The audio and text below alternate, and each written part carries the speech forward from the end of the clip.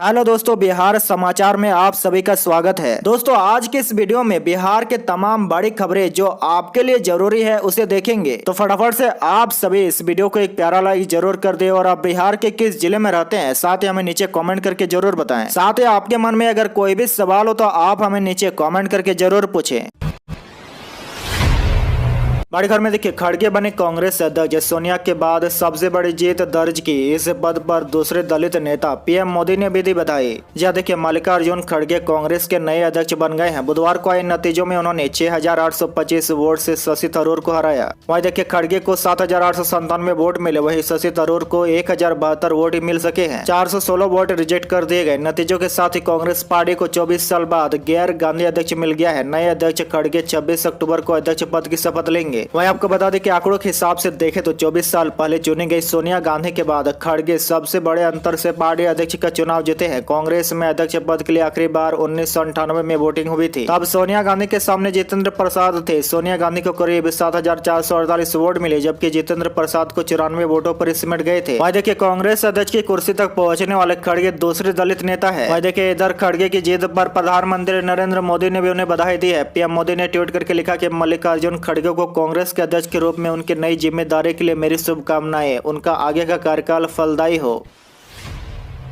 बड़ी खबर में देखिए, बिहार में तेजी से बदल रहा है मौसम का मिजाज। दिवाली से पहले हो सकती है ठंड की एंट्री। खतरे के निशान से ऊपर बह रही है गंगा। जी देखिए, बड़ी खबर, बिहार में मानसून पूरी तरह से वापस लौट आया है। बिहार में पछुआ हवा चल रही है। आईएमडी के आंकड़ों के मुताबिक पूरे राज्य में अधिकतम और न्यूनतम तापमान सामान्य से काफी नीचे है। वहीं देखिए, इसके कारण रात में कुछ ठंड महसूस हो रही है। वही मौसम विभाग का कहना है कि इस साल सर्दियों में पारा सामान्य से कुछ नीचे रह सकता है। हालांकि अक्टूबर में मौसम में उतार चढ़ाव जारी रहेगा। पटना के गांधी घाट पर खतरे के निशान से 29 सेंटीमीटर ऊपर बह रही है गंगा। वहीं कलेक्ट्रेट से हाथीदह तक घाटों में चढ़ा पानी। वहीं देखिए, बिहार में पिछले दिनों हो बारिश के चलते कोसी और गंडक नदी उफान पर है। वहीं अब गंगा नदी का रौद्र रूप देखने को मिल रहा है। बता दें कि पिछले 5 दिनों से गंगा का जलस्तर में वृद्धि दर्ज की जा रही है। वहीं जल संसाधन विभाग की रिपोर्ट के मुताबिक गांधी घाट पर गंगा का जलस्तर डेंजर लेवल को पार कर चुका है। बिहार में निकाय चुनाव में कोटा पर आयोग का गठन किया गया। जी हाँ, देखिए, नगर निकाय चुनाव में आरक्षण के मामले में हाईकोर्ट में दायर पुनर्विचार याचिका को राज्य सरकार ने वापस ले लिया है। साथ ही सरकार ने कोर्ट में कहा कि अति पिछड़ा वर्ग आयोग यानी कि ईबीसी आयोग को ही राजनीतिक पिछड़ेपन के अध्ययन के लिए समर्पित आयोग का दर्जा दे दिया गया है। वहीं देखिए, इसके सदस्यों के रिक्त पदों पर नियुक्ति कर दी गई है। बुधवार को मुख्य न्यायाधीश संजय करोल तथा एस कुमार की खंडपीठ ने सरकार की ओर से दायर सभी पुनर्विचार अर्जी पर सुनवाई की। वहीं देखिए, कोर्ट में लंबी सुनवाई के बाद शाम में राज्य सरकार ने दायर सभी पुनर्विचार अर्जी को वापस लेने का अनुरोध कोर्ट से किया। कोर्ट ने सरकार के अनुरोध को मंजूर करते हुए सभी पुनर्विचार अर्जी को निष्पादित करते हुए स्पष्ट किया कि समर्पित आयोग की रिपोर्ट मिलने के बाद राज्य निर्वाचन आयोग चुनाव में आरक्षण का लाभ देते हुए चुनाव संपन्न करा ले। अब देखिए, आगे आयोग राजनीतिक पिछड़ेपन का अध्ययन करेगा। उसके बाद रिपोर्ट के अनुसार आरक्षण का लाभ पिछड़ों को मिलेगा तथा आरक्षण तय होने के बाद ही नगर निकाय का चुनाव संपन्न कराया जाएगा। खबर में देखिए, बिहार में एक दिन में मिले डेंगू के 538 केस। पटना का हाल सबसे बुरा। जहाँ देखिए, पिछले 24 घंटे में एक दिन में डेंगू के सर्वाधिक 538 नए मामले सामने आए हैं। सर्वाधिक मामले पटना जिले से मिले हैं। वहीं पटना में बुधवार को 397 नए केस की पहचान की गई। वहीं देखिए, इसके अलावा मुंगेर में 87 नए केस मिले हैं। इधर डेंगू के बढ़ते मामलों के बीच बुधवार को 4 अधिकारियों की केंद्रीय टीम पटना पहुंची है। इस टीम ने IGIMS में डेंगू वार्ड का निरीक्षण किया और स्वास्थ्य विभाग के पदाधिकारियों के साथ बैठक भी की। वहीं आपको बता दें कि बुधवार को पटना में 397, मुंगेर में 87, नवादा में 11, गया में 9, रोहतास में 7, वैशाली में 6, सिवान, नालंदा, समस्तीपुर, भोजपुर और औरंगाबाद में 2-2 नए मामले सामने आए हैं।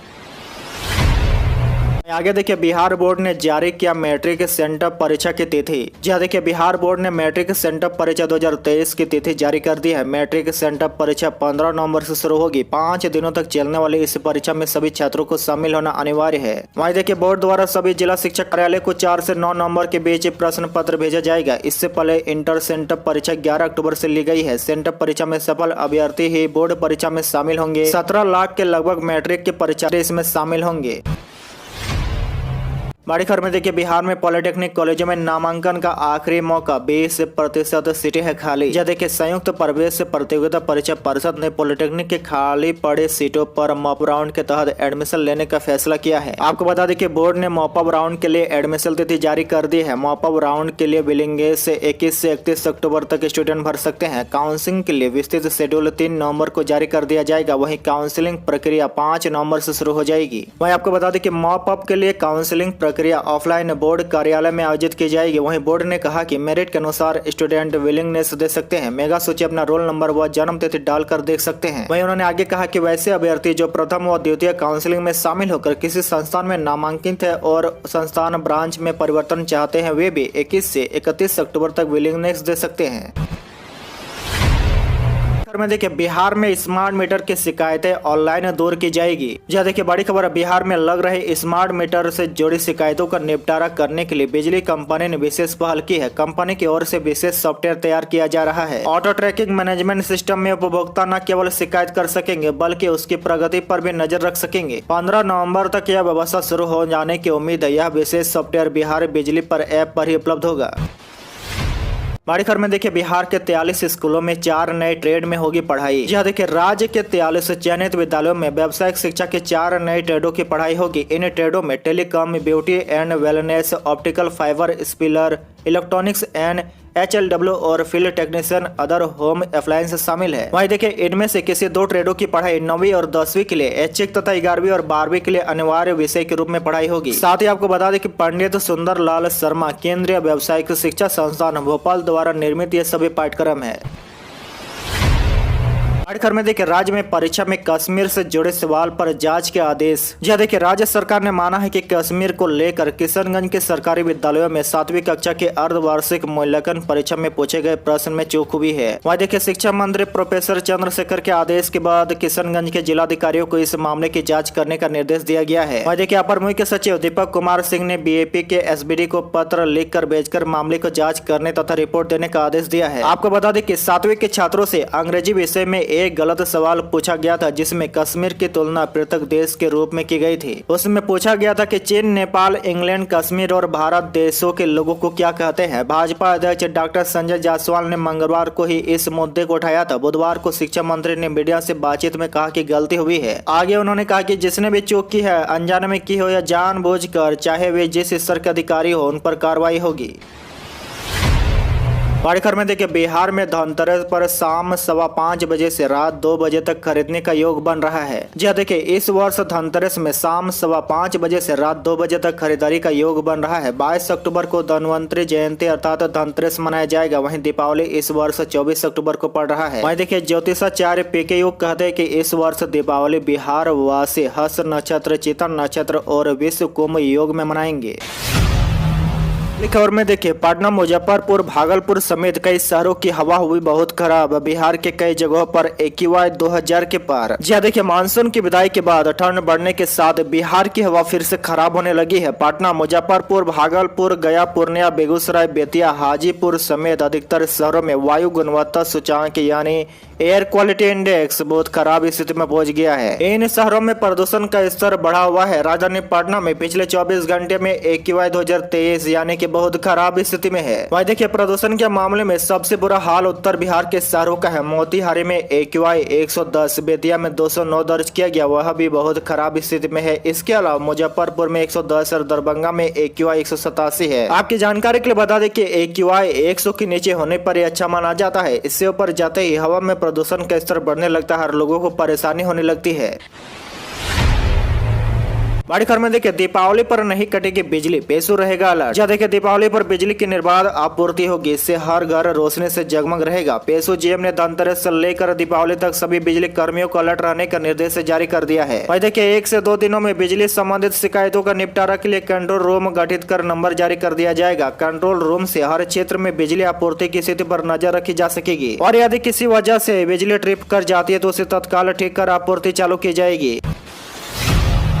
बड़ी खबर देखिए, पटना के इन पार्कों में होगी छठ पूजा, नहीं घट रहा है गंगा का जलस्तर। जी हाँ देखिए, लोक आस्था का महापर्व छठ पूजा की तैयारी शुरू हो गई है। इस बार छठ पूजा 28 अक्टूबर 2022 से 31 अक्टूबर 2022 तक चलेगा। वही देखिए, इस पर्व का इंतजार बिहार, झारखंड, उत्तर प्रदेश जैसे राज्यों में अन्य जगहों की तुलना में अधिक रहता है। ऐसा कहा जाता है कि छठ पूजा संतान की दीर्घ आयु और बेहतर स्वास्थ्य, सुख, समृद्धि के लिए किया जाता है। तो वही देखिए, ऐसे में इस पर्व को लेकर पटना जिला प्रशासन ने अर्घ देने को लेकर बड़ा फैसला लिया है। पटना जिला प्रशासन ने यह निर्णय लिया है कि शहर के 28 पार्कों में छठ व्रतियों के लिए अर्घ देने की व्यवस्था की जाएगी। इसको लेकर जिला प्रशासन ने जिन पार्कों का चुनाव किया उसमें Punaichak park, Shivaji park, rental flat park 34, Ram Sundar Das park सहित किशोर कुणाल के sector, Janata flat G20, doctor colony sector 9, defence colony B housing 100, MIG Bahadurpur housing colony बीकर section, Munna Pathak J sector green, Bhawan Pokhar, Rajendra Nagar 4-5, Shri Krishna Nagar CID colony, bank of India police colony C2, police colony sector D Shivpuri, मेगा कड़वाल गोलंबर AG colony, पेंशवर भवन park में छठ व्रती अर्घ दे सकते हैं। वहीं देखिए, इधर दूसरी तरफ गंगा के जलस्तर की बात करें तो गांधी घाट में गंगा का जलस्तर स्थिर है। हालांकि इसके बावजूद यहाँ गंगा नदी का पानी खतरे के निशान से ऊपर बह रही है। वहीं देखिए, दीघा घाट में भी गंगा का जलस्तर बढ़ रहा है। इसके अलावा हाथीदह में भी गंगा का जलस्तर 42.29 है। वहीं इस तरह के गंगा के बढ़ रहे जलस्तर ग्रामीण या गंगा किनारे के इलाकों के छठ व्रतियों में चिंता की लकीर नजर आ रही है।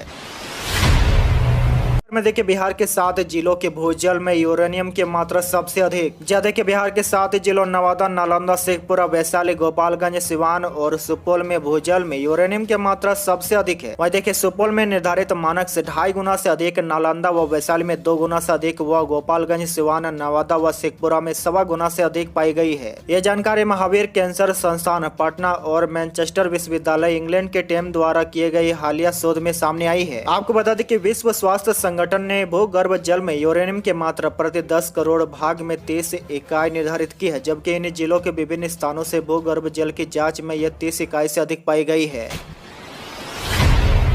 आगे देखिए, रेल यात्रियों के लिए जरूरी खबर है। पटना जंक्शन पर बदल गया टिकट काउंटर, यात्रा करने से पहले जरूर पढ़े। जी हां, पटना जंक्शन से अनारक्षित टिकट लेकर यात्रा करने वालों के लिए एक जरूरी खबर है। पटना रेलवे स्टेशन पर अनारक्षित टिकट काउंटर का जगह अब बदल दिया गया है। यहाँ का अनारक्षित टिकट काउंटर अब यात्री प्रतिचालय के साथ कर दिया गया है। आपको जानकारी के लिए बता दें कि यह काउंटर पटना जंक्शन के पश्चिमी छोर पर आरक्षित काउंटर के पास हुआ करता था। वहाँ पर अनारक्षित टिकट पर सफर करने वाले यात्री को टिकट लेने में परेशानी का सामना करना पड़ता था। इसी वजह से इसके जगह को बदल दिया गया है। वहीं देखिए, मीडिया रिपोर्ट्स के अनुसार अनारक्षित काउंटर की जगह बदलने को लेकर लोगों द्वारा कई बार राज्यसभा सदस्य विवेक ठाकुर से अनुरोध भी किया गया था। यात्रियों द्वारा अनुरोध किया जा रहा था कि अनारक्षित टिकट काउंटर को पहले की तरह ही नीचे कर दिया जाए, जिससे बुजुर्गों एवं दिव्यांग को टिकट के लिए परेशानी न उठाना पड़े। लोगों द्वारा अनुरोध किए जाने के बाद सांसद ने रेल प्रबंधक से इस बात की शिकायत की थी। वहीं देखिए, राज्यसभा सदस्य विवेक ठाकुर के अनुरोध पर रेल प्रबंधक द्वारा कार्रवाई की गई और पहले की तरह ही अनारक्षित टिकट काउंटर को प्रतिचालय के पास ग्राउंड फ्लोर पर शिफ्ट कर दिया गया। इस टिकट काउंटर में पहले की तरह ही 12 खिड़कियां बनाई गई है। आज के लिए बस इतना ही। इसी तरह बिहार के डेली न्यूज देखने के लिए आप हमारे चैनल को जरूर सब्सक्राइब करें।